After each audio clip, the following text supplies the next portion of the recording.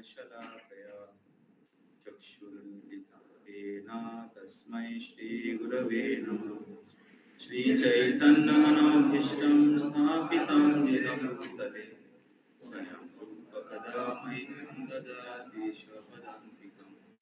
वन्देऽहं श्रीगुरो श्रीयुतापदकमलं श्रीगुरुं वैष्णवांश्च श्रीरूपं साग्रजातं सहगणा रघुनाथं तं सजीवं साद्वैतं साधूतं परिजनसहितं कृष्णचैतन्यदेवं श्रीराधा कृष्णपादान् सहगणा ललिता श्रीविशाखान्वितं नमो विष्णुपादाय कृष्णपृष्ठाय भूतले श्रीमते भक्तिवेदांतो स्वामी निधि नामिने।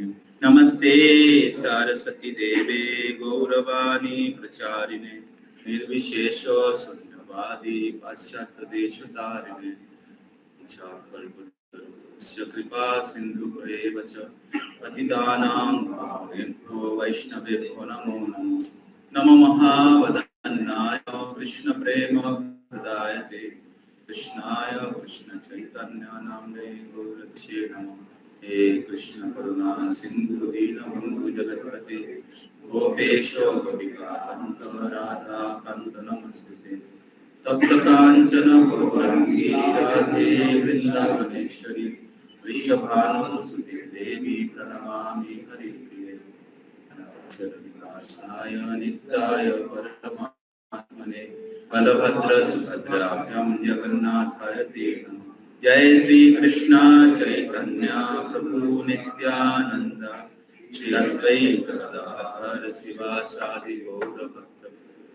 हरे कृष्णा कृष्णा कृष्णा हरे हरे हरे राम राम राम हरे हरे।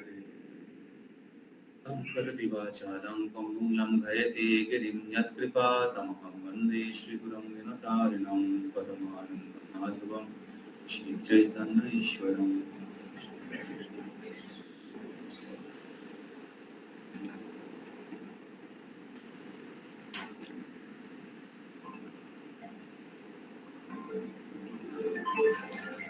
हरे कृष्ण।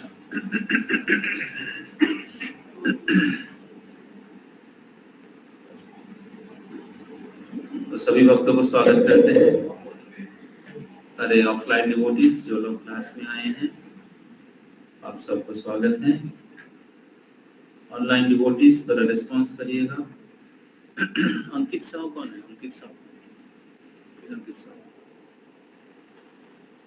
अंकित साहू कौन है?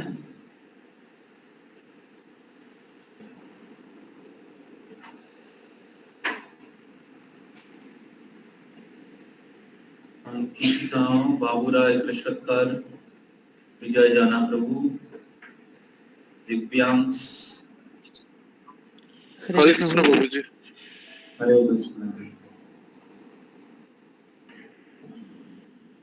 कृतिका माता जी, मधुमिता माता जी, मिथुन प्रभु, नंदिनी माता जी, हरे कृष्ण प्रभु। हरे कृष्ण प्रभु। हरे कृष्ण प्रभु।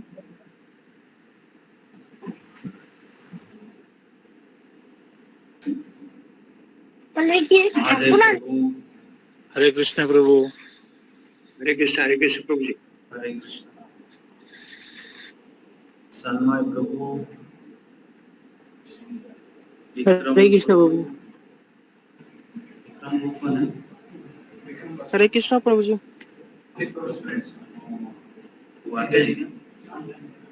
Okay okay. कुमकुम माता जी, हरे कृष्ण प्रभु जी। हरे कृष्ण। प्रणय प्रभु है, प्रणय प्रभु गड़बड़ कर रहे हैं। प्रणय प्रभु अटेंडेंस इंचार्ज है ऑनलाइन नोटिस। ऑनलाइन का एक शीट बनाइए और हर वीक में अटेंडेंस प्रेजेंटेशन देना है, अटेंडेंस दिखाना चाहिए। सुनते पाচ্ছ কি? প্রণয় প্রভু, হ্যাঁ প্রভু। অ্যাটেন্ডেন্স শিট বানিয়ে প্রতি সপ্তাহে দেখাবে। ওকে গৌতম প্রভু, হ্যাঁ প্রভু। তোমাকে তোমার অনলাইন ডিভোটি যে পিওর অনলাইন যারা আছে গীতা রসায়ন ক্লাসের বুধবারের, তাদেরটা রাখবে, তাদের সাথে তাদেরটা প্রথমের দিকে রাখবে, আর বাকি যারা আছে তাদের পিছনে পিছনে রাখবে। আচ্ছা আচ্ছা, জয়েন করছে তাদেরটা অ্যাটেন্ডেন্স নেবে। ঠিক আছে শনিবারের ক্লাস থেকে, অন্যান্য ক্লাস থেকে। ঠিক আছে।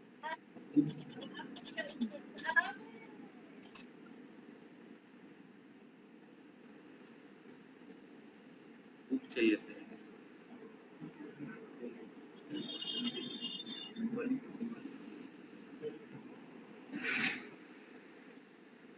हिंदी में चाहिए, पढ़ने के लिए चाहिए। ओके, तो हम लोग शुरू करते हैं।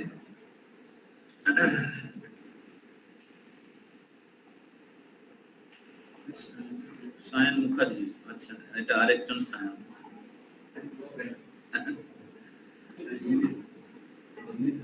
সায়ন মুখার্জি, আমি ভাবলাম এই আমাদের সায়ন।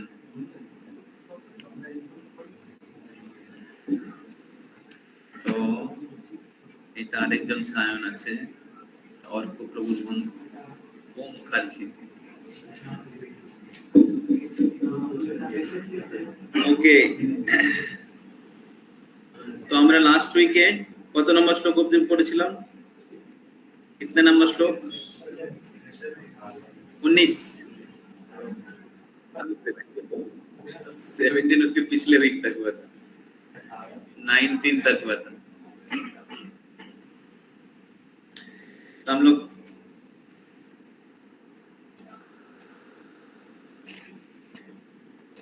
नाइनटीन से आगे चलेंगे, ठीक है? 19 टच करके फिर आगे चलेंगे। तो अब सभी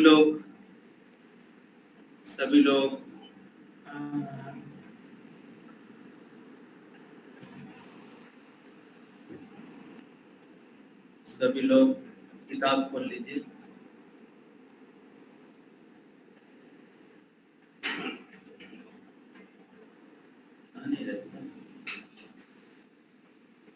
फुल स्क्रीन करना पड़ेगा। नहीं प्रभु, यहाँ पर you want to share it with only devotees.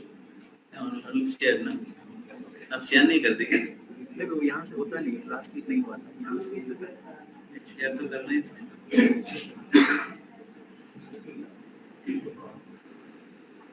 Share करके फिर वापस आने के लिए कैसे करना पड़ेगा?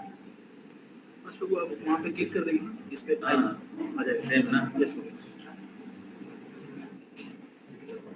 हमको ना प्रोजेक्टर का बैग खरीदना पड़ेगा, नहीं तो लाया नहीं जा रहे। ओके, श्लोक संख्या 19। सबके पास किताब है? कोई ऐसे माता जी किताब? अच्छा, आसपास में किसी का किताब नहीं है? माता जियों के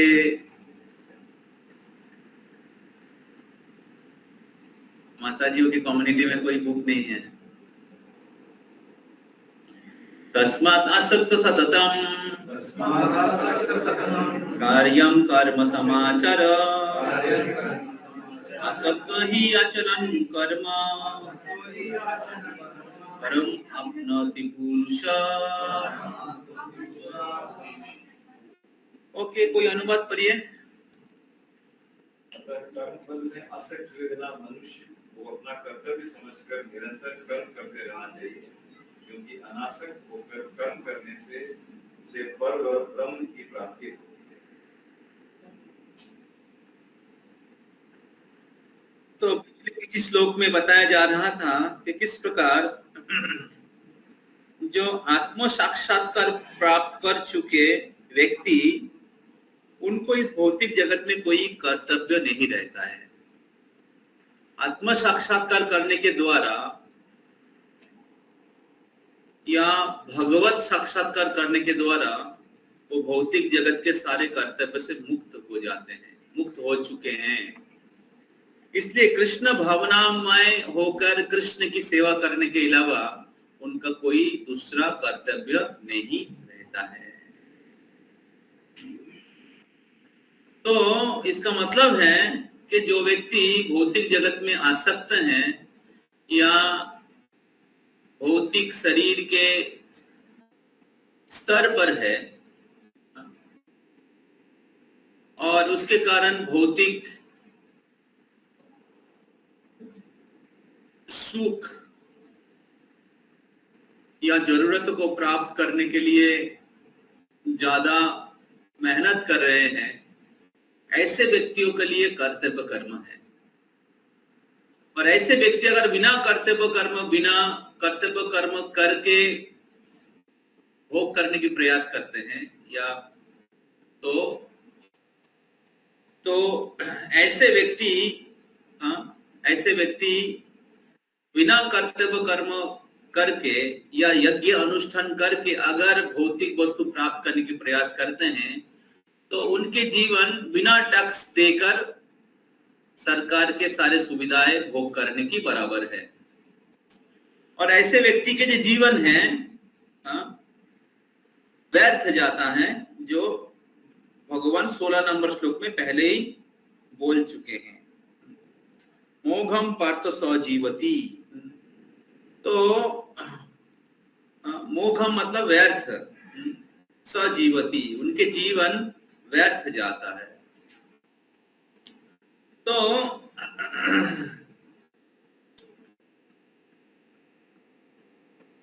लेकिन जो कृष्ण भावना में, तो इसलिए वेद में बहुत सारे कर्तव्य कर्म या यज्ञ अनुष्ठान के बारे में बताया गया है।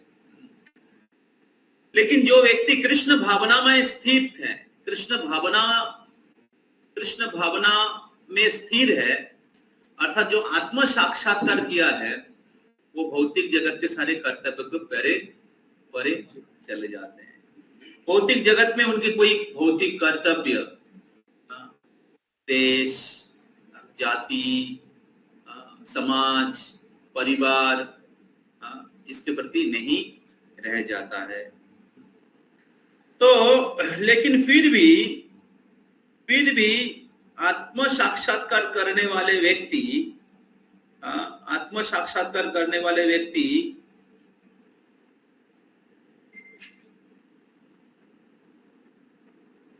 कोई कर्तव्य कर्म नहीं करने के प्रति भी विरक्त नहीं रहते हैं। ना कि वो कोई कर्तव्य कर्म करने के पीछे कोई भौतिक कारण रहता है, कोई भौतिक कारण के लिए वो भौतिक कर्तव्य का पालन नहीं करते, ना कि भौतिक कर्तव्य कर्म या उनके जो कर्तव्य कर्म है उनको ना करने के प्रति भी वो आसक्त होते हैं, ना कि इस भौतिक जगत में वो दूसरे किसी व्यक्ति के ऊपर निर्भर होते हैं।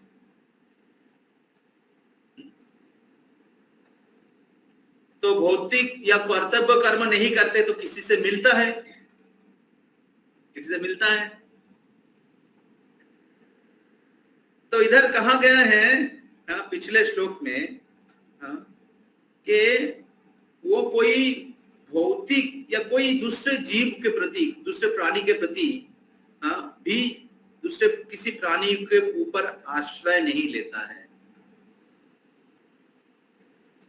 तो इस प्रकार जो आत्म साक्षात्कार प्राप्त कर चुके भक्त हमेशा मुक्त अवस्था में रहते हैं, हमेशा मुक्त अवस्था में रहते हैं। उनको कोई भौतिक कर्तव्य नहीं रहता है। फिर भी उनके कर्तव्य के प्रति वो ना आसक्त रहते हैं, ना नहीं करने के प्रति भी मतलब उसके प्रति विरक्त रहते हैं। तो इस प्रकार अगले श्लोक में बताया गया है, अतएव इसलिए आपको कैसे कर्तव्य करना चाहिए, कैसे कर्तव्य करना चाहिए? आसक्ति से मुक्त होकर।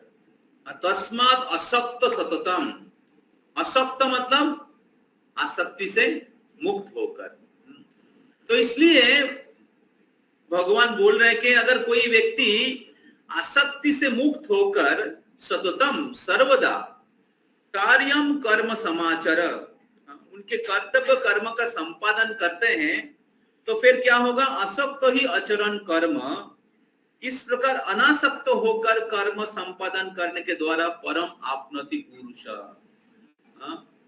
परम पुरुष को प्राप्त कर सकता है। समझ में आ रहा है? तो इस प्रकार आसक्ति से मुक्त होकर, आसक्ति से मुक्त होकर मतलब जो कर्म कर रहे हैं उसके फल के आसक्ति से मुक्त होकर। अगर कोई व्यक्ति अपना कर्तव्य का संपादन करते हैं तो परम तत्व को, परम पुरुषोत्तम भगवान को प्राप्त कर सकते हैं। तो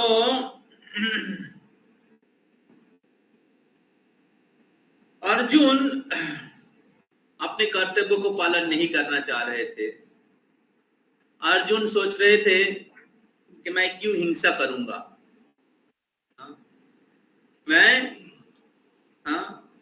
मैं साधु व्यक्ति हूं, मेरे को कोई पद, कोई राज्य नहीं चाहिए, मैं क्यों हिंसा करूंगा?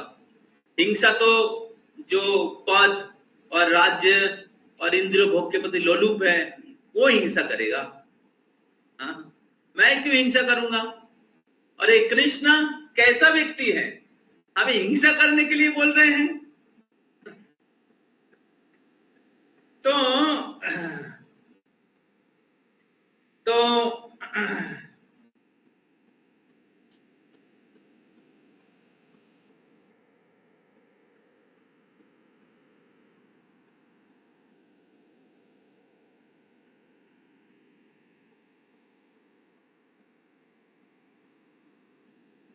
लेकिन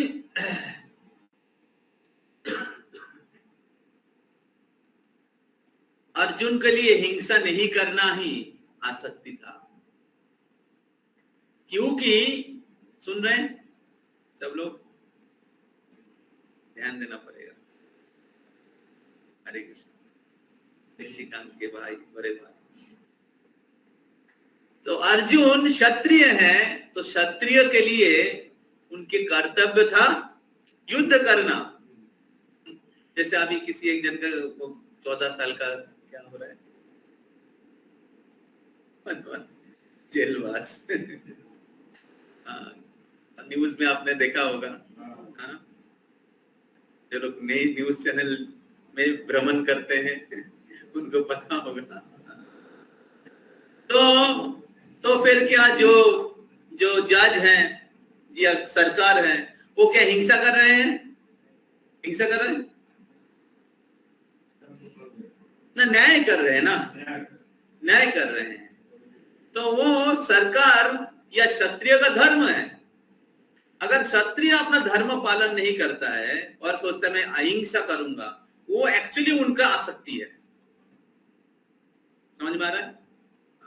वो एक्चुअली उनका अज्ञान के कारण, मोह के कारण आसक्ति है। वो अपने धर्म का पालन नहीं कर रहा है। समझ में आ रहा है? तो अभी भगवान बोल रहे हैं आप अपना कर्म करो, कर्तव्य का पालन करो। कैसे? आसक्ति से मुक्त होकर, आसक्ति से मुक्त होकर।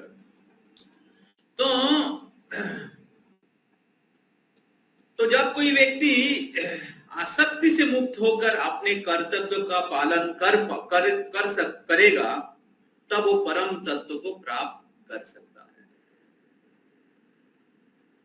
तो आसक्ति से मुक्त होकर कब एक व्यक्ति अपना कर्तव्य का पालन कर पाएगा?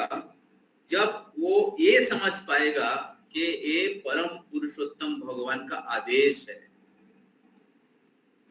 ये परम पुरुषोत्तम भगवान का आदेश है, मैं उनके दास हूं। भगवान सभी जीवों के मालिक हैं, भगवान सभी धर्मों के प्रणेता है। तो इसलिए भगवान की संतुष्टि के लिए सब कुछ करना चाहिए, भगवान की इच्छा के अनुसार सब कुछ करना चाहिए। तो जब कोई व्यक्ति इस प्रकार भौतिक जगत में रहते हुए भी अपने सुख या अपने दुख के प्रति, सुख दुख के द्वारा प्रभावित नहीं होकर, सुख दुख के प्रति प्रभावित नहीं होकर, अनासक्त होकर अपने कर्तव्य का पालन करते हैं भगवान की संतुष्टि के लिए, तब वो परम तत्व को प्राप्त कर सकता है। तो इस प्रकार अगर कोई व्यक्ति एक प्योर कर्मयोग का अनुशीलन करते हैं तो भगवान को प्राप्त कर सकता है। तो कोई भी कर्म भगवान से अलग नहीं है। इस दुनिया में जो लोग कर्म धर्म के बोलते हैं, असल में वो सभी सब व्यक्ति अपने भौतिक सुख के लिए कर्म में, अपने इंद्रिय सुख के लिए कर्म करते हैं। तो और वो अपने इंद्रिय सुख के लिए भगवत गीता का कुछ एक शब्द इस्तेमाल करते हैं अपने इंद्रिय तृप्ति को स्टैम्प अप्रूव करने के लिए। समझ में आ रहा है ना? लेकिन एक्चुअली वो भगवत गीता का, भगवान का निर्देश का पालन नहीं कर रहे हैं। समझ में आ रहा है ना? नेक्स्ट श्लोक। कर्मणैव हि संसिद्धिम् आस्थिता जनकादयः लोकसंग्रहम्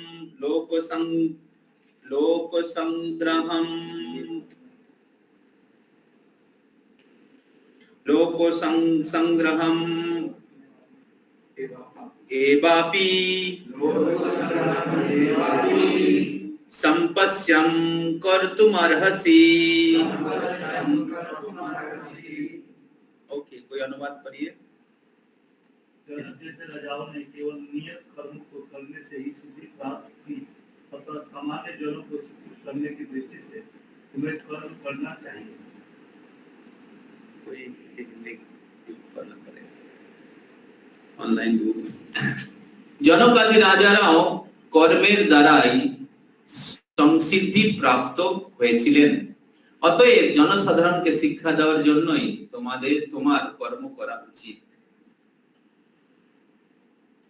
तो जनक आदि राजागण कर्म करने के द्वारा ही सिद्धि प्राप्त किए थे, अतएव जनसाधारण को शिक्षा देने के लिए तुम्हें कर्म करना चाहिए। तो इस श्लोक में भगवान श्री कृष्ण जनक महाराज के उदाहरण दे रहे हैं।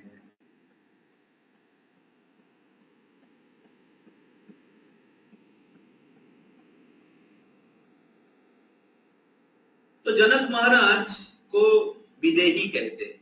विदेही, विदेही का मतलब है देह, और विदेह मतलब देह मतलब शरीर, और विदेह मतलब आत्मा, अर्थात शरीर के परे। तो जनक महाराज के परिवार के सभी राजाओं को विदेही कहते हैं, क्योंकि सभी राजागण आत्मा के स्तर पे जीवन जीते थे। देहो स्मृति नाही जार, संसार बंधन कहातार। तो जिस व्यक्ति का देह स्मृति नहीं है, अर्थात भौतिक चेतना नहीं है, अर्थात शरीर के प्रति आसक्त नहीं है। शरीर के प्रति आसक्त मतलब बॉडीली कॉन्शियसनेस, स्त्री पुरुष के जो आकर्षण है ये शरीर के चेतना में होता है। और शरीर के साथ जो अलग अलग उपाधियां है, इंडियन, अमेरिकन, गोरा, काला, हिंदू, मुस्लिम, इंजीनियर, डॉक्टर, बिजनेसमैन, ये शरीर के अलग अलग के उपाधि है। या उसके भी परे ब्रह्मचारी, गृहस्थ, सन्यासी, ये शरीर के साथ जुड़ा हुआ अलग अलग प्रकार की उपाधियां है। तो शरीर अलग अलग गुणों से बना हुआ रहता है। सत्व गुण के लोग ब्राह्मण हैं, सत्व और रजोगुण के लोग क्षत्रिय है, रजो और तमोगुण के लोग वैश्य है, और तमोगुण के लोग शूद्र है। तो पिछले जीवन के कर्म के अनुसार लोगों को अलग अलग वर्ण और आश्रम में जन्म होता है। लेकिन ये भी भौतिक परिचय ही है। कोई सन्यासी है, कोई ब्रह्मचारी है, कोई गृहस्थ है, कोई ब्राह्मण है, कोई क्षत्रिय है। ये आत्मा की परिचय नहीं है। आत्मा है जीवे स्वरूपाय कृष्ण नित्य दास, मामोई वांश जीवलोके जीव भूता सनातन। आत्मा भगवान के सनातन शाश्वत अंश है। भगवान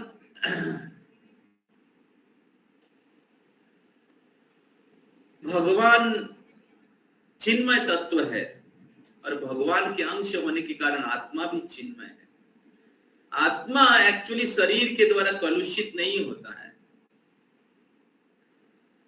तो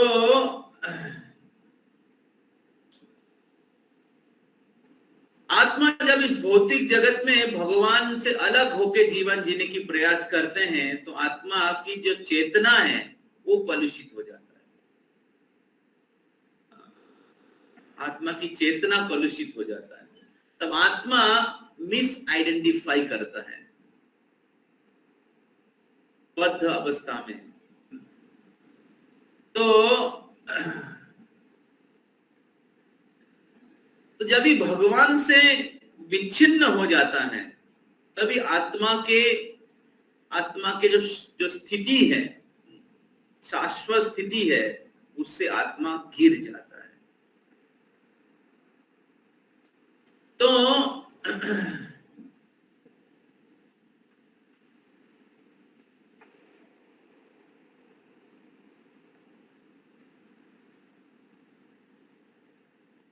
जो शुद्ध भक्त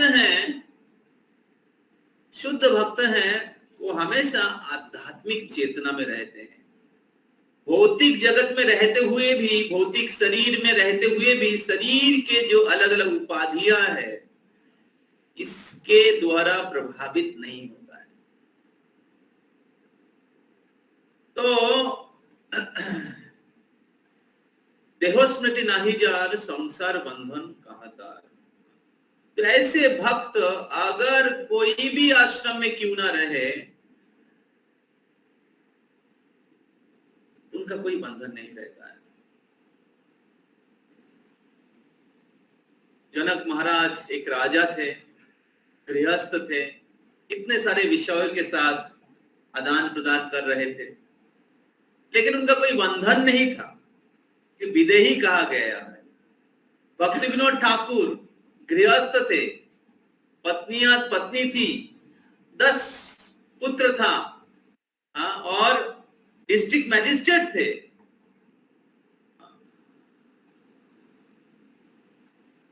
तो गवर्नमेंट ऑफिसर थे, कितने सारे भौतिक विषयों के साथ, उपाधियों के साथ उनको कार्य करना पड़ता था, लेकिन फिर भी उनको 7th गोस्वामी कहा जाता है।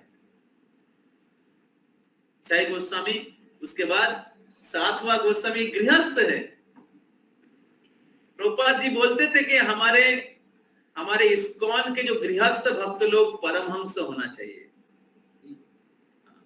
गुरुमाज बहुत बार रिसेंटली ज्यादा बोल रहे हैं।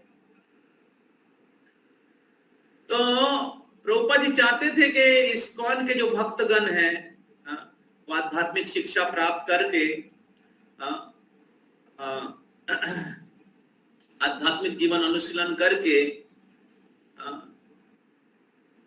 अपने कर्तव्य कर्मों करते हुए भी एक परमहंस जैसे जीवन जिएंगे। तो प्रभुपाद जी की इच्छा थी ऐसी, इस प्रकार, इसलिए उन्होंने इस्कॉन रूपी संस्था उन्होंने उनका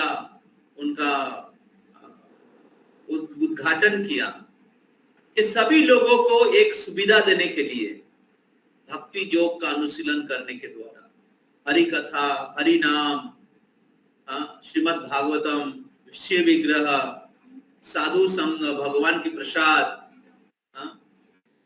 भगवान की सेवा, अलग अलग प्रकार की सेवा, जिसमें आप अपने सारे इंद्रियों को आप नियुक्त कर सकते हैं। ऋषिकेश ऋषिकेन सेवनम भक्ति रुच्यते। इस प्रकार हर इंद्रियों को भगवान की सेवा में, हर उपाधियों को भगवान की सेवा में, हर टैलेंट जो आपके पास है उसको भगवान की सेवा में नियुक्त करने के द्वारा आप इस भौतिक चेतना या भौतिक उपाधि के परे जा सकते हैं। कोई भी आश्रम में रहते हुए भी आप एक चिन्मय जीवन, एक परमहंस जीवन, आदर्श जीवन, आदर्श गृहस्थ या सन्यासी या ब्रह्मचारी के जीवन जी सकता है। तो चैतन्य महाप्रभु कहते, ना हम विप्र न च नरपति नापि वैश्य व शूद्र। चैतन्य बोलते, ना हम विप्र, मैं ब्राह्मण नहीं हूं, ना हम विप्र न च नरपति, मैं राजा नहीं हूं, क्षत्रिय नहीं हूं, नापि वैश्य व शूद्र, ना कि मैं वैश्य हूं, ना मैं शूद्र हूं, ना मैं गृहस्थ हूं, ना वनस्पति, ना मैं वानप्रस्थ हूं। फिर चैतन्य महाप्रभु कहते, किंतु निखिल परमानंद पूर्णाभृताब्धे गोपीर भर्तुर पद कमलयोर दास दासानुदास। मैं उस परम पुरुषोत्तम परमेश्वर भगवान जो सर्व आनंदमय है, उनके जो शुद्ध भक्त गोपियां है, उनके दास के दास के दास के दास। महाप्रभु द्विजो श्रेष्ठ, ब्राह्मणों में श्रेष्ठ है, और सन्यासियों में श्रेष्ठ है। वैराग्य शिरोमणि, लेकिन वो क्या कह रहे हैं, मैं ब्राह्मण नहीं हूं, मैं सन्यासी नहीं। तो हमारी असली परिचय है कि हम लोग कृष्ण के नित्य दास है। कृष्ण की सेवा करना ही हमारा धर्म है। तो हालांकि चैतन्य महाप्रभु संपूर्ण रूप से चिन्मय स्तर में है, लेकिन सन्यासी के हिसाब से उनका जो कर्तव्य है वो पालन कर रहे हैं। हालांकि सन्यासी का धर्म पालन करना उनको जरूरत नहीं है, लेकिन पालन कर रहे हैं। किस लिए? दिखाने के लिए मैं बहुत परफेक्ट सन्यासी हूं। अरे बोल ही तो रहे मैं सन्यासी नहीं हूं, मैं ब्राह्मण नहीं हूं, मैं कृष्ण के नित्य दास हूं। वही हमारे असली स्थिति है। तो एक भक्त जो है, तो इससे परे होने के बाद भी अपना वर्ण और आश्रम के हिसाब से जो कर्तव्य है वो पालन करते हैं। इसलिए ना उदाहरण स्थापन करने के लिए, उदाहरण या लोगों को शिक्षा देने के लिए अनासक्त होकर, तो यही थर्ड सेक्शन है। ये जो थर्ड चैप्टर का थर्ड सेक्शन क्या है? E for example.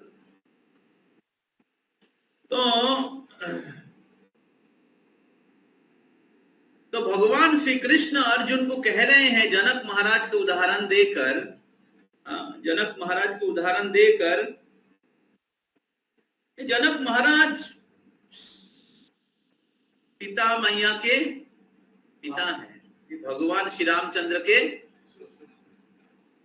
ससुर है। कल रामनवमी है, इसी तरीके से श्लोक आज के दिन आ गया।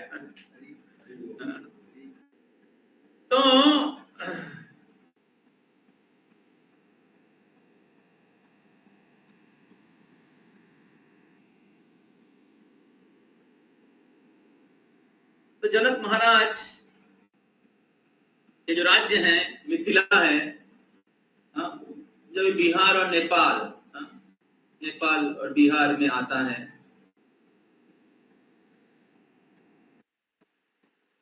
तो जनक महाराज भगवान श्री रामचंद्र के ससुर होने के बाद भी, सीता मैया जो राधा रानी है उनके पिता होने के बाद भी, राजा के हिसाब से प्रजा के लिए जो कर्तव्य कर्म शास्त्र में अनुष्ठान करने के लिए बताया गया है, उन्होंने वो उसका पालन किया। तो इसलिए भगवान श्री कृष्ण अर्जुन को बोल रहे हैं कि आपको भी प्रजाओं को शिक्षा देने के लिए, प्रजाओं को शिक्षा देने के लिए या प्रजाओं को रक्षा करने के लिए, प्रजाओं को रक्षा करने के लिए, समाज को रक्षा करने के लिए, अधर्म से रक्षा करने के लिए आपको युद्ध करना चाहिए। समझ में आ रहा है? अर्जुन तो छोड़ के जा रहे थे। भगवान अर्जुन युद्ध नहीं करने के पीछे 5 कारण बताए थे।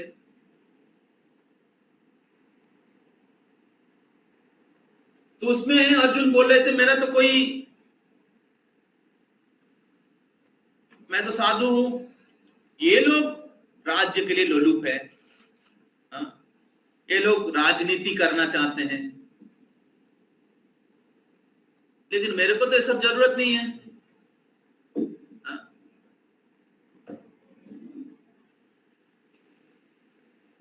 इससे अच्छा है वो लोग राजा बने।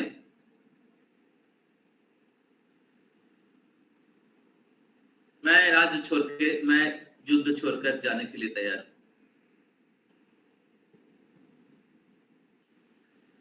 तो भगवान अर्जुन को बोल रहे हैं कि तुम्हारा इस प्रकार के जो करुणा है,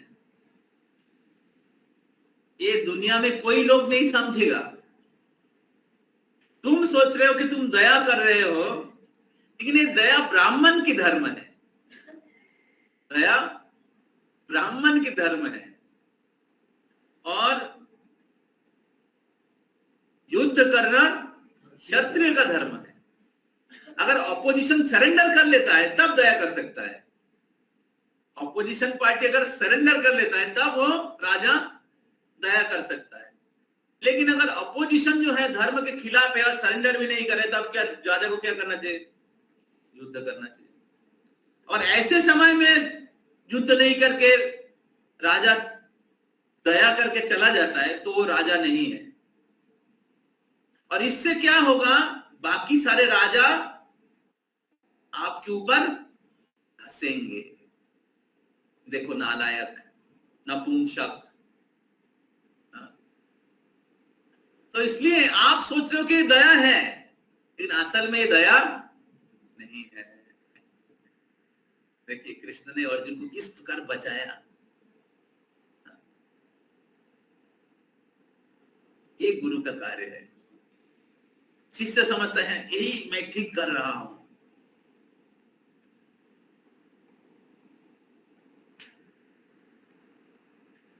बहुत बार हम लोग भक्ति जीवन में ऐसा करते हैं, इसी तरीके से मैं भक्ति करूंगा। हमें लगता है कि सही है, लेकिन सटल रूप से बहुत सारा उसमें गलतियां हैं। तो इसलिए हमें गाइडेंस चाहिए हमारे आध्यात्मिक जीवन में। तो किसी योग्य भक्त का ऑब्जर्वेशन में रहना चाहिए, इससे हम लोग भक्ति के मार्ग में सुरक्षित रहेंगे और बहुत सेफ ड्राइव कर सकते हैं गाड़ी को। जितना एक भक्त शरणागत रहते हैं, जैसे अर्जुन बहुत कृष्ण के साथ बहुत आर्गुमेंट किया था, लेकिन अंत में उन्होंने कृष्ण के पास शरण ली और कृष्ण जिस प्रकार उनको गाइड किए उसी प्रकार वो आगे बढ़े। तो जितना एक भक्त शिष्य बनेगा, शिष्य का अर्थ है जो शासन मानता है, शासन से शिष्य आया है। डिसाइपल शब्द आया है डिसिप्लिन। तो जितना हम लोग गुरु कृष्ण के आदेशों के द्वारा डिसिप्लिन होंगे, उतना हमारे हृदय के अनर्थ चला जाएगा। तो इस प्रकार भगवान श्री कृष्ण स्वयं भगवान होने के बाद भी आचार्यों का उदाहरण कोट कर रहे हैं। स्वयं भगवान होने के बाद भी पूर्वतन आचार्यों का उदाहरण। तो भक्ति का एक विशेष एक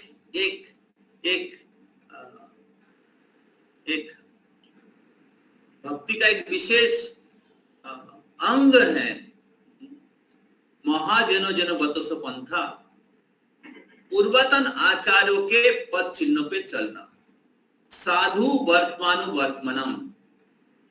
तो श्री रूप गोस्वामी पाद भक्ति के 64 अंग के बारे में बताते हैं। उसका पहला 5 है आदेव गुरुवाश्रय। कुछ दिन पहले मैं एक प्रभुपाद जी का एक कॉन्वर्सेशन भेजा था। एक भक्त ने पूछा है कि प्रभुपाद, गुरु के गाइडेंस के बिना, गुरु के आश्रय के बिना कोई अगर हरिनाम जप कर सकता है और भक्ति कर सकता है? प्रभुपाद से नो, देयर इज नो भक्ति विदाउट गुरु।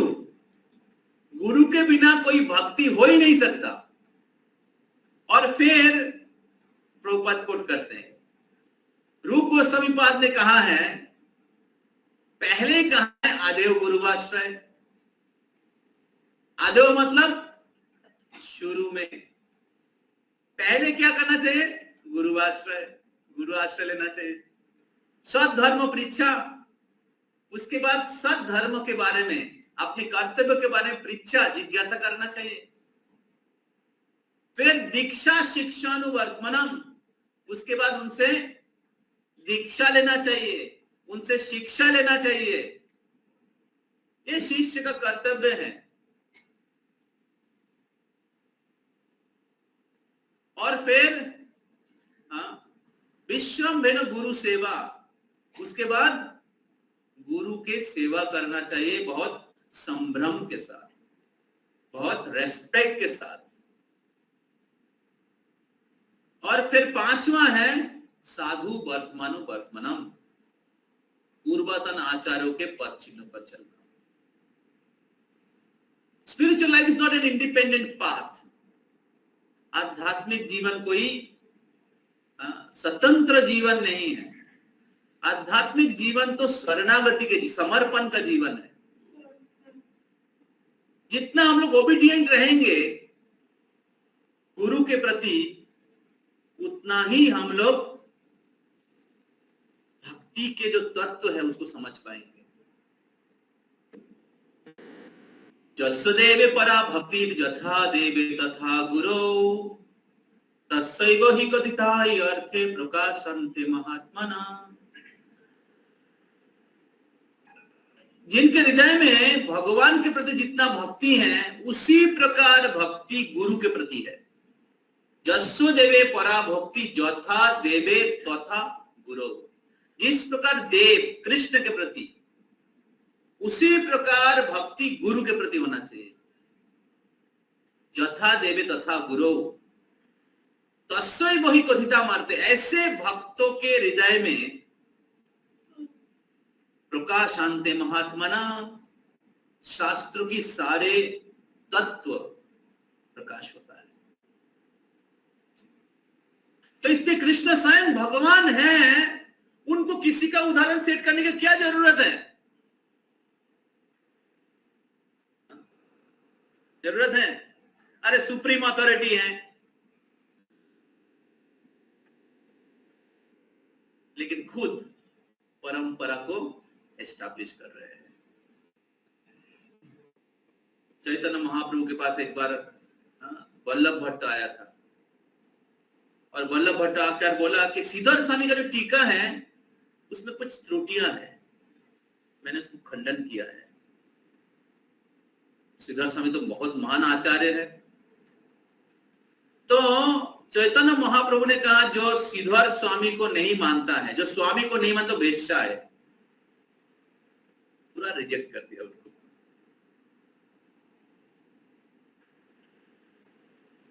तो भौतिक जगत में एक व्यक्ति दूसरे व्यक्ति को डिफीट करने के लिए प्रयास करते हैं, तर्क होता है मुनियों में। उसी प्रकार स्कॉलर्स में, कॉलेज यूनिवर्सिटीज में एक स्कॉलर दूसरे स्कॉलर्स, पीएचडी होल्डर्स नया थीसिस निकाल के दूसरे को डिफीट करने के प्रयास करते हैं। ये परम सत्य जो अनचेंजेबल है, परम सत्य अनचेंजेबल है, अपरिवर्तनीय है, स्वयं प्रकाशित है, उसको क्या चेंज करेंगे?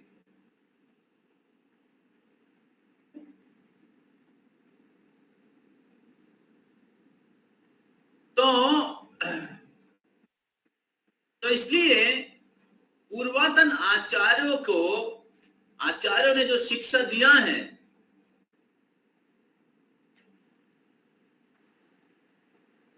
जो भगवान से जो शिक्षा हमारे पास गुरु शिष्य परंपरा से आ रहा है, वो परफेक्ट है।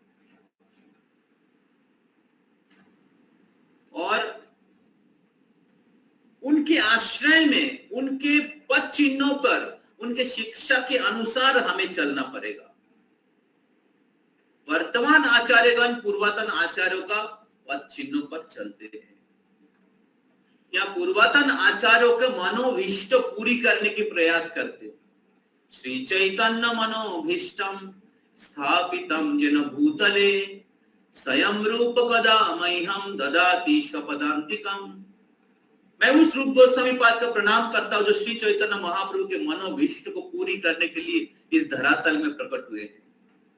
So we are servant of Guru and servant of previous acharyas. पूर्वतन आचार्य और वर्तमान आचार्यों की सेवक है, वही हमारे पोजीशन है। तो हम लोग श्रीमद जयपताका स्वामी गुरु महाराज के आविर्भाव तिथि के अवसर पर जा रहे हैं बहुत लोग। तो गुरु महाराज अपने जीवन में हमेशा यही सिद्धांतों को बोले हैं और यही सिद्धांतों को पालन करने के लिए प्रयास किए हैं। श्रील प्रभुपाद और पूर्वतन आचार्यों को प्रसन्न करने के लिए, उनकी इच्छाओं को पूरी करने के लिए प्रयास कर रहे हैं। इसलिए उनको बहुत बार आचार्य पाद कहा जाता है। नमो आचार्य पादाय निताय कृपा प्रदाय गौर कथा धामोदाय नगर ग्रामदाय। तो ये श्रील प्रभुपाद जी का मूड है। श्रील प्रभुपाद हमेशा उनके गुरु को प्रसन्न करने के लिए प्रयास किए हैं, पूर्वतन आचार्यों को प्रसन्न करने के लिए प्रयास किए हैं, और श्रील प्रभुपाद जी के शिष्यगण भी श्रील प्रभुपाद और पूर्वतन आचार्यों को प्रसन्न करने के लिए प्रयास किए। और यही कृष्ण की मूड है। अगर भक्ति के गहराई में जाना है तो इसको समझना है। अगर भक्ति के गहराई में जाना है तो हमारे संप्रदाय की जो शिक्षा है ये समझना है। तो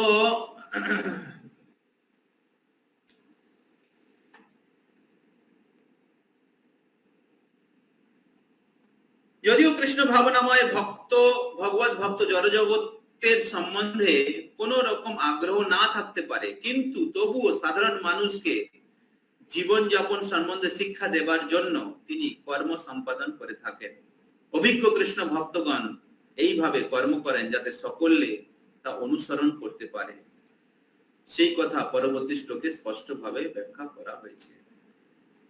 तो जो एक्सपीरियंस डिवोटी हैं वो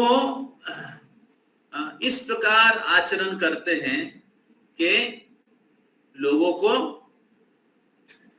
लोग उनका अनुसरण कर सकते हैं, लोग उसका अनुगमन कर सकते हैं। तो इसलिए जो कृष्ण भक्तगण, हालांकि वो आत्म साक्षात्कार कर चुके, भौतिक जगत के प्रति उसका कोई कर्तव्य नहीं है, लेकिन लोगों को शिक्षा देने के लिए अपने अनासक्त होकर अपने कर्तव्य का संपादन करते हैं कृष्ण को संतुष्ट करने के लिए। समझ में आ रहा है?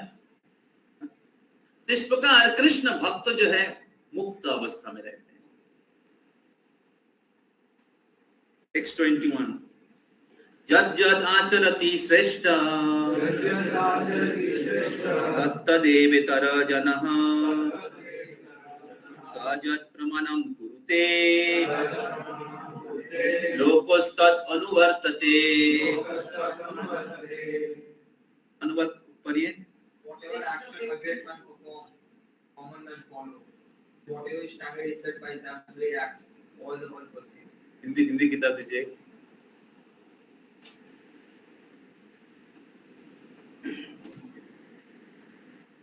महापुरुष जो जो आचरण करते हैं सामान्य व्यक्ति उसी का अनुसरण करते हैं।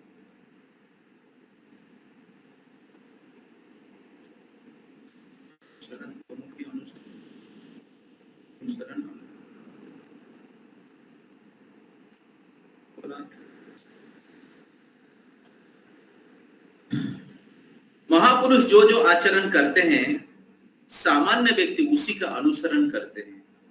वे अपने अनुसरणीय कार्यों से जो आदर्श प्रस्तुत करते हैं संपूर्ण विश्व उनका अनुसरण करता है। श्रेष्ठ व्यक्ति যেভাবে আচরণ করে সাধারণ মানুষেরা তার অনুসরণ করে। তিনি যা প্রমাণ বলে স্বীকার করেন সমগ্র পৃথিবী তারই অনুগমন করে। तो प्रभुपाद इसके तात्पर्य में बहुत सुंदर बोल रहे हैं। कोई अगर टीचर होता है वो बोलते धूमपान न मत करिए और खुद धूमपान करते हैं, तो लोग क्या करेंगे? धूमपान नहीं करेंगे? करेंगे। तो श्रेष्ठ व्यक्ति जिस प्रकार आचरण करते साधारण व्यक्ति स्वाभाविक रूप से उनका अनुगमन करते हैं। तो इसलिए श्रेष्ठ व्यक्ति को सही आचरण करना बहुत आवश्यक है। श्रेष्ठ व्यक्ति को सही आचरण करना बहुत आवश्यक है। अगर वो सही आचरण करेंगे तो साधारण व्यक्ति स्वाभाविक रूप से ही उनका अनुगमन करेंगे। ऐसे व्यक्तियों को आचार्य कहा जाता है। आचार्य किनको कहते हैं? आचार्य शब्द आया है आचरण से। तो जो आचरण करके शिक्षा देते हैं उनको कहते हैं आचार्य। आचार्यमं पुरुषो वेदा, शास्त्र में कहा गया है। ऐसे आचार्य जो है वेद पुरुष है। अगर वेद समझ में नहीं आता है तो इनका आदेश को समझ जाओ। वेद दो प्रकार के होते हैं। क्या क्या? व्यक्ति भागवत, ग्रंथ भागवत, बुक भागवत, पर्सन भागवत। तो आचार्य मम पुरुषो वेदा, तो जो आचार्य गण है ये वेद के पर्सोनिफिकेशन है। ऐसे व्यक्तियों को आदेश, ऐसे व्यक्तियों का आश्रय लेना, ऐसे व्यक्तियों का आदेश को पालन करना मतलब वेद और भगवान के आदेशों को पालन करना। लोगों का भक्ति भगवान के ऊपर रहता है लेकिन गुरु आचार्य के ऊपर नहीं रहता है, साधारण व्यक्तियों का। तो तब क्या होता है, भक्ति के मार्ग में आगे बढ़ना मुश्किल होता है।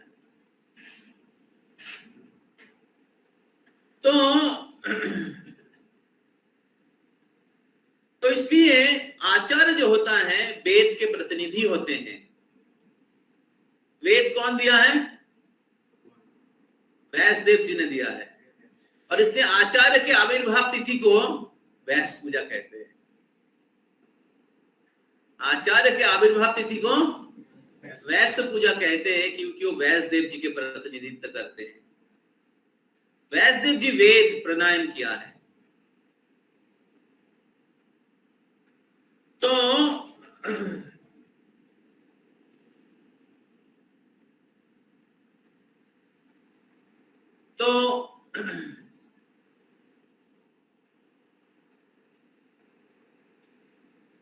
आचार्य जिस प्रकार आचरण करते हैं, जद जद आचरति श्रेष्ठो, तो श्रेष्ठ व्यक्ति जिस प्रकार आचरण करते हैं, साधारण व्यक्ति तत्तद एवे इतरो जनो, इतरो मतलब नीच या साधारण।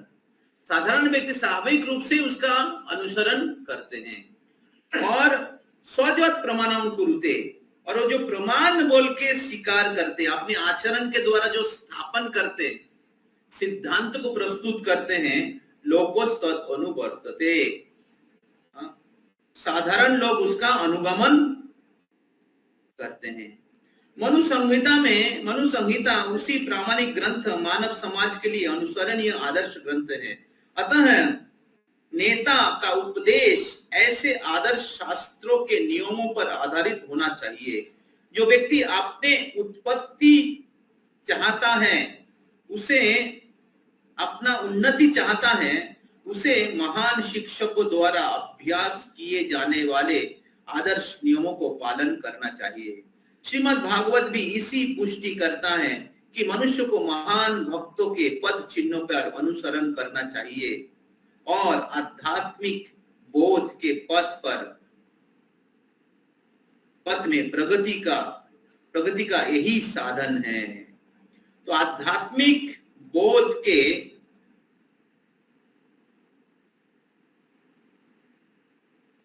आध्यात्मिक पथ पे प्रगति का यही साधन है। आध्यात्मिक पथ पर प्रगति का साधन क्या है? पूर्वतन आचार्यों की पद चिन्हों पर चलो, पूर्वतन आचार्यों के आदेशों का पालन करो। तो कृष्ण अर्जुन को उदाहरण स्थापन करके एक आचार्य बनने के लिए बोल रहे हैं। हरि बोल। कृष्णम वंदे जगत गुरु, कृष्ण जगत के गुरु हैं और कृष्ण उनके परफेक्ट डिसाइपल को आचार्य के जैसा आचरण करने के लिए बोल रहे हैं। ये गुरु का कर्तव्य है। गुरु का कर्तव्य है शिष्य को इस प्रकार प्रेरणा दे के वो आचरण करे। इसलिए श्रील प्रभुपाद जी उनके शिष्यों को आचार्य बनाया है, जो खुद के जीवन से आचरण करके सिखाया है।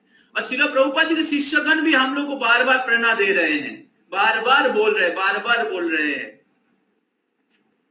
4 नियमों का पालन करो, 16 माला का जप करो, प्रभुपाद जी की किताबें पढ़ो, भगवान के वाणी का प्रचार करो, अपने इंद्रियों को भगवान की सेवा में लगाओ, माया से दूर रहो।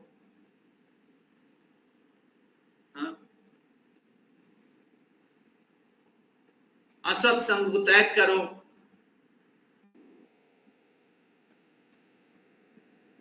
समझ में आ रहा है? तो ये गुरु का सक्सेस है। गुरु का सफलता ये है कि अगर वो उनके शिष्य को आचरण करने में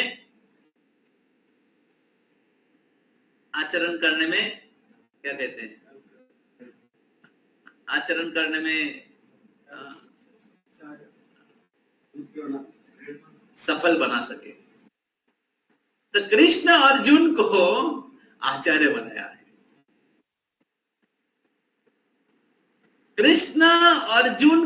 अर्जुन कृष्ण का आदेश पालन करके आचार्य बन गया। उसी प्रकार अगर हम लोग हमारे गुरु और श्रील प्रभुपाद और पूर्वतन आचार्यों का आदेशों का पालन करेंगे, अर्थात अच्छा शिष्य बनेंगे, तो आचार्य बन जाएंगे। समझ में आ रहा है? आचार्य कौन होता है? जो आचरण करते हैं। गुरु कौन होता है? जो खुद आचरण करते हैं, जो अच्छा शिष्य है। समझ में आ रहा है?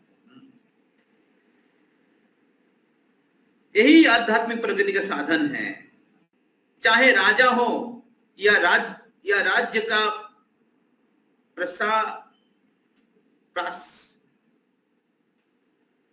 प्रशासनाधिकारी, चाहे पिता हो या शिक्षक, ये सभी अबोध जनता के स्वाभाविक नेता माने जाते हैं। इन सब का अपने आश्रितों के प्रति महान उत्तरदायित्व रहता है। अतः इन नेताओं तथा आध्यात्मिक संहिता संबंधी आदर्श ग्रंथों से सुपरिचित होना चाहिए। तो अब कोई भी व्यक्ति क्यों ना हो, राजा हो या पिता हो, गुरु हो या प्रशासनाधिकारी हो, सभी व्यक्तियों का कर्तव्य है इस ग्रंथों, ये जो महान ग्रंथों में जिन महान आचार्यों के बारे में वर्णन किया गया है, उनके बारे में जानकारी ले, क्योंकि उन्होंने अपने जीवन आचरण से शिक्षा देके गए हैं। और उनके आदर्शों के अनुसार अगर हम लोग हमारा कर्तव्य का पालन करते हैं, तो हमारे जीवन सफल हो जाएगा।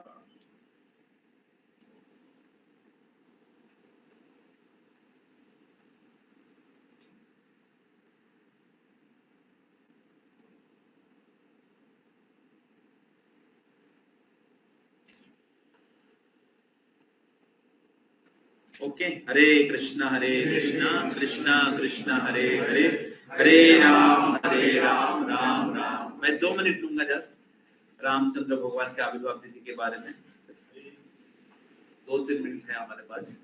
तो श्री रामचंद्र भगवान मर्यादा पुरुषोत्तम है।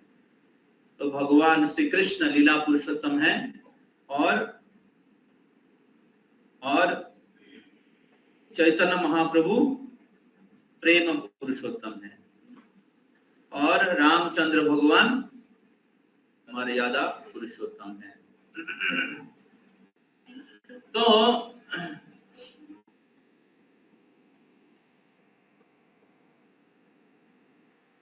भगवान श्री कृष्ण की पहला प्रकाश है बलराम से आते हैं पहली चतुर्भुज, वासुदेव, संकर्षण, अनिरुद्ध, प्रद्युम्न, जो द्वारका में रहते हैं। और इस वासुदेव, संकर्षण, अनिरुद्ध, प्रद्युम्न से आते हैं नारायण,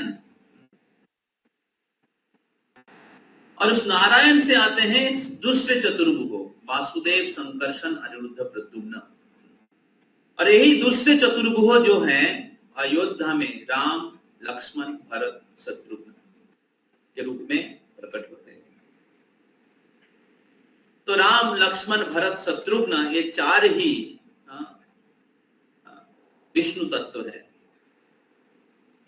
तो राम है वासुदेव, लक्ष्मण है संकर्षण, राम, लक्ष्मण, भरत अनिरुद्ध है और शत्रुघ्न प्रद्युम्न है। तो ये चतुर्भुज आध्यात्मिक जगत में दूसरे चतुर्भुज के संकर्षण से प्रकट होता है कारणोदक्षाई विष्णु, जो उस कारण समुद्र में सोए रहते हैं और उनसे सारे ब्रह्मांड का उत्पत्ति होता है, भौतिक जगत का उत्पत्ति होता है।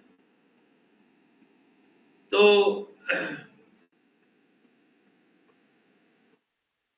इस प्रकार जो राम, लक्ष्मण, भरत, शत्रुघ्न, वासुदेव, संकर्षण, अनिरुद्ध, प्रद्युम्न है। तो जब भगवान श्री रामचंद्र प्रकट होने के बाद बहुत सुंदर लीला विलास कर रहे थे, बाल लीला कर रहे थे, तब विश्वामित्र मुनि आए दशरथ महाराज के पास, क्योंकि सारे मुनि ऋषियों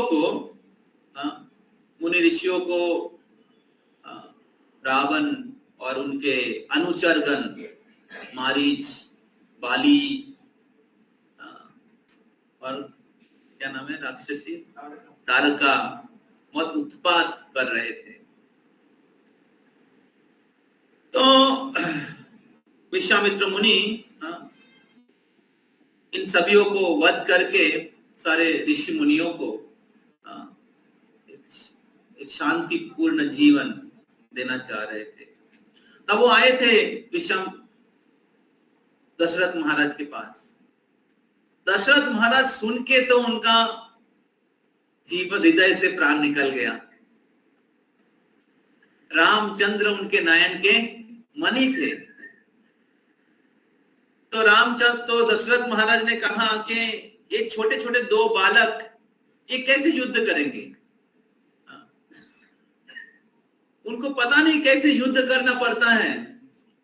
हमने बहुत साल से युद्ध किया है, मेरा एक्सपीरियंस है, मैं युद्ध करने के लिए जाऊंगा। तब विश्वामित्र मुनि कहते हैं, क्या आप राम और लक्ष्मण को छोटा बालक समझते हैं? ये पूर्ण पुरुषोत्तम भगवान है और शास्त्र से श्लोक कोट कर कर बताते हैं। इस प्रकार राम लक्ष्मण जो है मर्यादा पुरुषोत्तम है, पूर्ण पुरुषोत्तम है। तो दशरथ महाराज को इच्छा नहीं था कि राम और लक्ष्मण को भेजे, लेकिन राजा के हिसाब से कर्तव्य और साधु या गुरु के प्रति जो वचन है उसको पूरी करने के लिए अपने जो प्रेम है उसको सैक्रिफाइस करके उनको राम और लक्ष्मण को दिया। और राम और लक्ष्मण जाकर तारका और बाली मारीच इनके साथ बहुत घमासान युद्ध करते हैं और फिर उसको वध करते हैं। उसके बाद रामचंद्र भगवान अहल्या का उद्धार करते हैं। अहल्या भगवान के चरण कमलों को प्राप्त करते हैं और फिर रामचंद्र भगवान जाते हैं जनक महाराज के उधर, और उधर हर धनुष रहता है। जनक महाराज को बहुत चिंता थी कि मेरी बेटी सीता के साथ किनका शादी होगा। क्योंकि जो हर धनुष है ये कितने हजार लोग मिलके भी उसको उठा नहीं सकते थे। तो एक बार जनक महाराज बैठे थे और सीता महारानी के सारे सहेलियां आके कहने लगी कि आपका जो छोटी बेटी है जिनका उम्र 6 साल है, इसने अपने बाएं हाथ से धनुष को उठाकर फिर रख दिया। तो दिमाग खराब हो गया, अरे इतनी छोटी सी लड़की, हजार पहलवान मिलके इस धनुष को उठा नहीं सकते, ये कैसे उठा सकता है, उठा सकती है।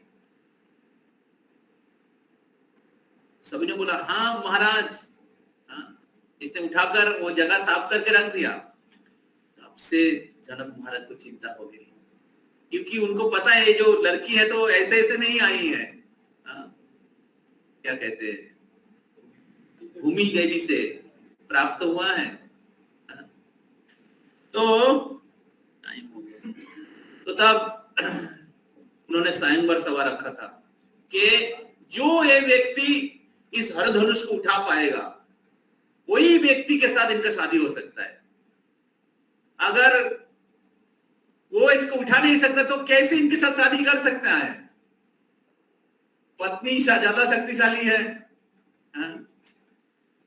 पति से कैसे हो सकता है? तो इसलिए वो स्वयंवर सभा रखा, सब ने फेल कर गया और भगवान श्री रामचंद्र जिनका उम्र था 12 साल, हरि बोल, और सभी भरी सभा में उन्होंने हर धनुष को केवल उठाया नहीं, अपने पैर के ऊपर रखकर उसको तोड़ दिया। और जब तोड़ दिया पूरे ब्रह्मांड में सभी जीव अपना सर घुमाकर सबको गिर पड़े, पूरे ब्रह्मांड हिल गया। और परशुराम जो शिव जी के भक्त था, वो समझ में आ गया कि कोई शिव जी का धनुष तोड़ दिया। फिर आगे लीला होता है, परशुराम आते हैं और रामचंद्र से बहुत झगड़ा करते हैं, कैसे आप तोड़ सकते हैं, शिव जी का धनुष है, आपको पता नहीं। तो परशुराम भगवान के सप्तावेश अवतार थे, उनको पता नहीं था कि ये भगवान स्वयं हैं, आए हैं और उनसे ही उनको शक्ति प्राप्त हुआ है। तब वो भगवान के चरणों में थोड़ा उनका अपराध हो जाता है, तब रामचंद्र भगवान परशुराम का शक्ति ले लेते हैं। उसके पहले परशुराम उन्होंने कितने क्षत्रियों को निक्षत्रिय किया है, तो उसका कार्य करना हो गया है। अभी आपका काम हो गया, बस अभी पावर दे दो। तो पॉइंट है कि भगवान की कृपा से हम लोग बहुत कुछ कर सकते हैं, लेकिन वो करने के बाद अगर हमें अहंकार हो जाता है कि मैं ही कर लिया हूं, मेरा शक्ति है, तब क्या होगा? भगवान शक्ति ले ले। तो जब तक जितना हम लोग कृतज्ञ रहेंगे, वफादार रहेंगे, भगवान आपको शक्ति देते रहेंगे। तो प्रभुपाद जी विदेश गए थे, इतना सक्सेसफुल हुए थे, उसके बाद प्रभुपाद का अहंकार नहीं हो गया, वो मैं सब कुछ किया। प्रभुपाद जी को पूछा गया कि Prabhupada ji what is the secret of your success, Swami ji? Prabhupada क्या बोले?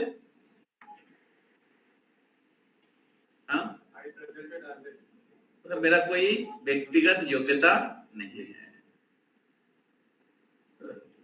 जो भी किया है मेरे गुरु की कृपा से हुआ है। कि अगर कोई क्रेडिट है, मैं कोई चेंज नहीं किया है, तो ये भक्त का योग्यता है। तो इस प्रकार सीता महारानी के साथ रामचंद्र भगवान का विवाह होता है। हरि बोल। आज रामचंद्र भगवान का विवाह हुआ और फिर कल आप लोग और श्रवण करेंगे, मंदिर में प्रोग्राम होगा। तो इस प्रोग्राम में आप लोग आइएगा। दोपहर को 1 बजे तक 12 बजे तक फास्टिंग है। तो उसके बाद आप लोग अन्न ग्रहण कर सकते हैं राम नवमी के अवसर पर, और जरूर कुछ आप लोग श्रवण करिएगा राम लीला के ऊपर। इवनिंग में वॉइस में हम लोग प्रोग्राम कर रहे हैं, इस अनु मनपू आ रहे हैं, तो अगर कोई आना चाहते हैं, आपका नाम दे सकते हैं।